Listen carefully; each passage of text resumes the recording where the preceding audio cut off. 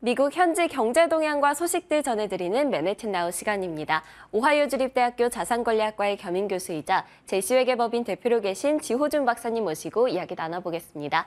박사님 안녕하세요. 안녕하십니까? 네, 박사님. 지금 미국은 지난주 추수감사절 연휴를 기점으로 연말 쇼핑 시즌이 한창입니다. 쇼핑 시즌의 첫 포문을 연 블랙 프라이데이에서는 온라인 쇼핑 매출이 역대 최대 규모를 기록했다고 하는데요. 쇼핑 시즌을 맞은 미국 현지 분위기, 그리고 쇼핑 시즌의 경제에 대한 영향이 또 궁금합니다. 네, 잘 알려진 것처럼 이제 블랙 프라이데이는 땡스기빙 추수감사절인 11월 마지막 주 목요일 연휴를 보내고 그 다음 날 금요일에 있는 쇼핑 대목을 이제 말합니다. 영국의 종교 박해를 피해서 북아메리카 유주한 청교도들이 첫 추수감사절을 보낸 것에서 유래되는 연휴다 보니까 역사적으로나 또는 뭐 문화적, 정서적으로 미국 국민들에게 매우 큰 의미가 있는 그런 명절 중에 하나라고 볼 수가 있을 것 같습니다.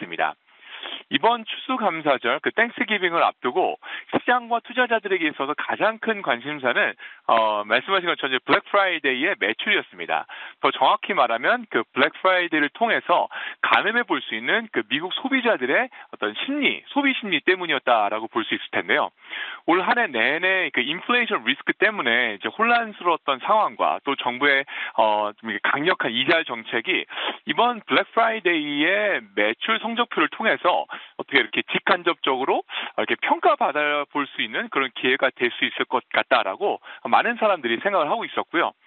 저 또 이번에 이런저런 생각 갖고 블랙 프라이데이에 저희가 있는 콜럼버스 지역에 대표적인 쇼핑몰들과 식당가를 저희 방문했었는데요. 쇼핑 인파가 정말 많았고요. 또 가는 곳곳마다 붐비고 또 줄을 서서 대기하는 모습들을 제가 많이 볼 수가 있었습니다. 마치 그동안 인플레이션에 대한 걱정과 또 경기에 대한 불안감으로 이게 침체돼 있고 이렇게 눌려 있었던 소비가 확 풀린 느낌을 받을 수가 있었습니다.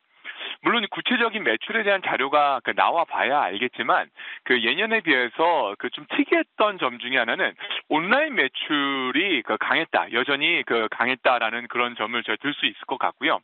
실제로 온라인 리테일 기업들의 매출을 이렇게 트래킹을 하는 노비 어널리시스 리포트에 따르면 이번 블랙 프라이데이의 온라인 매출이 사상 최대 규모인 9.12 빌리언, 한화 기준으로 약 12조 2천억 원 정도가 된다라고 집계를 발표를 했습니다.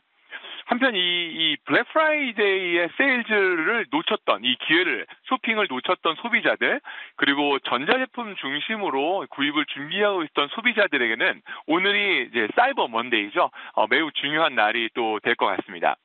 사이버 먼데이는 땡스기빙 추수감사절 연휴를 지난 다음 주 월요일에 이 온라인 쇼핑을 이렇게 그때의 대목을 말하고 있는데요.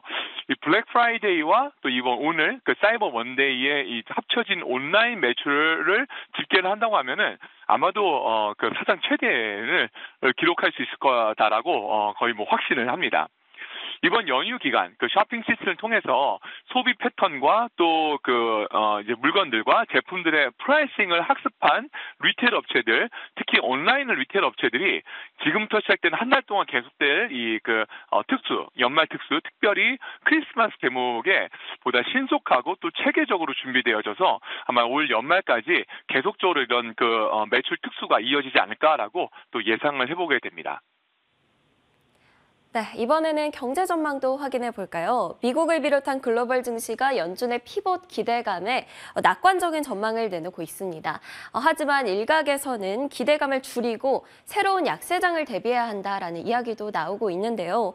이번에는 연준의 속도 조절을 기대해봐도 될까요? 네, 많은 사람들이 기대를 하고 있는데 실제 어떻게 될지는 좀 저희가 뚜껑을 열어봐야 되지 않을까라고 생각을 합니다. 지난주에 많은 투자자들의 관심을 끌었던 11월 FOMC 의사록이 이제 공개가 되었는데요. 알고 계신 것처럼 이제 이번에 의사록을 통해서 저희들이 연준이 내년 경기 침체 가능성에 대한 어떤 논의가 있었다라는 것을 저희가 처음으로 볼 수가 있었고 또 실제 밝혀졌고.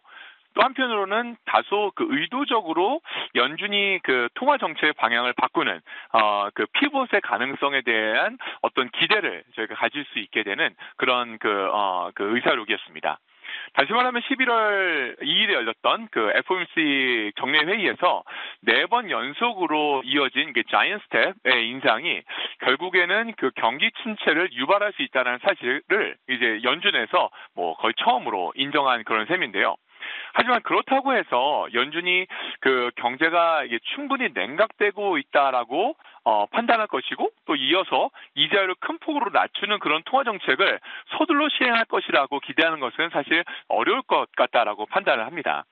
여전히 그 불확실성이 존재하는 상황에서 그동안 바이든 정부와 또 연준에서 가장 큰 비중을 두고 정책 결정을 해왔었던 것이 그 노동 분야와 또 신규 채용 분야 관련 지표들인 것을 저희가 이렇게 감안한다고 하면은 어쩌면 앞으로 저희가 이 노동 분야와 신규 채용 분야 또는 실업률에 대한 부분들을 좀 더 명확하게 정확하게 분석을 하고 한다고 했을 때 이런 지표들이 그 일종의 선행지수의 역할을 할 수 있다라고 조심스럽게 생각을 해봅니다.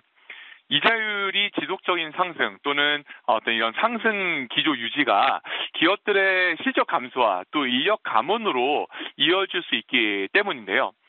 따라서 결론적으로 앞으로 그 이자율 변동에 따른 주요 기업들의 어떤 그 수익성 분석과 더불어 페이로 익스펜스들의 비중 또는 향후 채용 계획들을 이렇게 종합적으로 분석해 보는 것이 중요한 때고 꼭 필요한 때다라고 생각을 해보게 됩니다.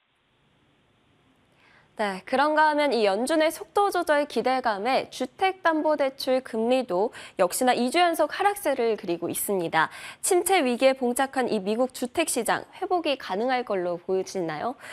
최근 미국 부동산 시장의 분위기가 궁금합니다.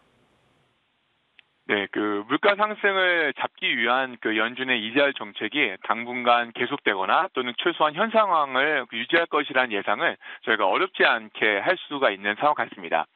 이런 상황에서 모기지 이자율과 또 직접적으로 이게 연관되어 있는 그 부동산 쪽의 경우에는 여전히 이제 불안한 모습들을 많이 보여주고 있습니다.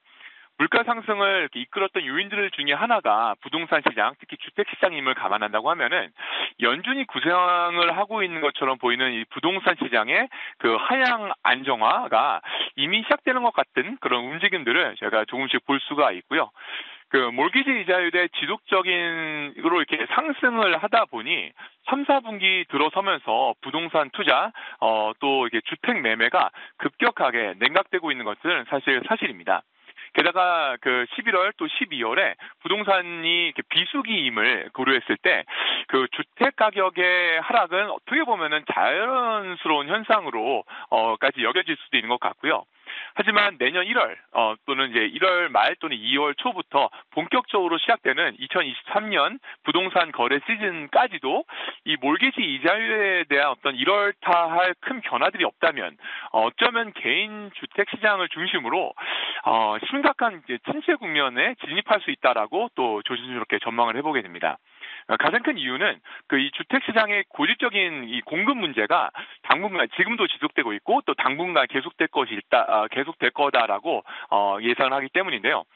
수차례 말씀드렸던 것처럼 그 미국의 주택 시장이 앞으로 이 고용 시장과 직접적으로 연결되어져서 움직일 것이기 때문에 부동산 투자에 대해서 이렇게 관심 있는 투자자들도 11월과 12월 그리고 내년 1, 4분기에 퍼스트 쿼터의 고용 시장에 대한 전망 분석에도 좀 더 큰 관심을 갖고 체크를 해보셔야 되지 않을까라고 또 생각을 해보게 됩니다. 네, 오늘도 미국 경제의 생생한 이슈들 함께 정리해봤습니다. 지금까지 지호준 박사님과 함께했습니다. 오늘도 말씀 감사합니다. 감사합니다.